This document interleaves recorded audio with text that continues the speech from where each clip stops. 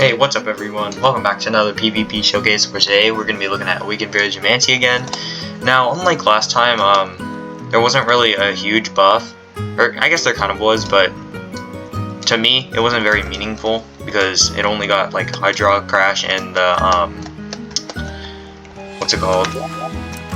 The Avenger rework happened, which was nice, I guess, but wasn't enough to, like, actually help it because Gobblegoo and Dressera are still like roaming around everywhere, so yeah, it didn't do that much to help it, but yeah, I'm a little late, but the balance changes came out like, I don't know, probably 3 weeks ago, and Vigimantè got sharpened actually, so that's what we're going to be using. We're going to be using that set. We're going to be using it with Serpentine so that we can get walls up, and this thing is actually surprisingly really bulky. It has 100 in both of its defenses, which is really nice. I guess if you're swole, that means you're pretty, like, I don't know, fat and bulky, I guess.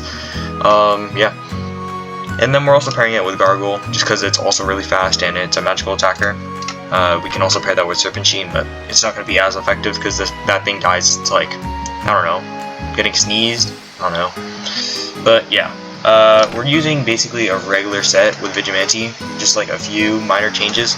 You can use a pivot move if you'd like to over Icy Punch.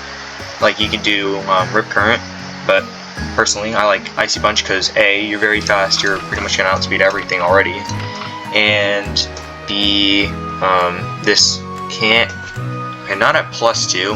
At +2 it doesn't OHKO Gobblegoo or Dressera, but at +4 it does.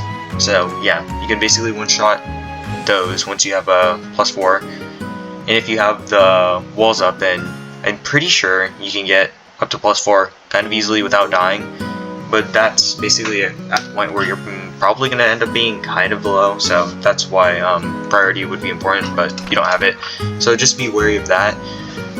We're using Decorate Hair Clip, Ruby Pendant, and Fluffy Feather. Fluffy Feather because A, you're going to be faster than a lot of other things, or basic sets like Majestic Steed Form and Crandus, which are both 115, I believe. Or so many things are 115. Tufflaze, Archipos, not Cryoterra, but majority of like speedy attackers are stuck at a 115. If you do Fluffy Feather, you're probably going to end up being faster than them because they either use Golden Stick or Potted Cactus, so you're going to be a little bit faster than them, and you don't really care about the health decrease or not getting boosted by your attack because you have Sharpen already, and you're only losing 5 HP, which doesn't really matter that much. So yeah, that's basically what we're doing today. Anyway, let's hop into the first battle.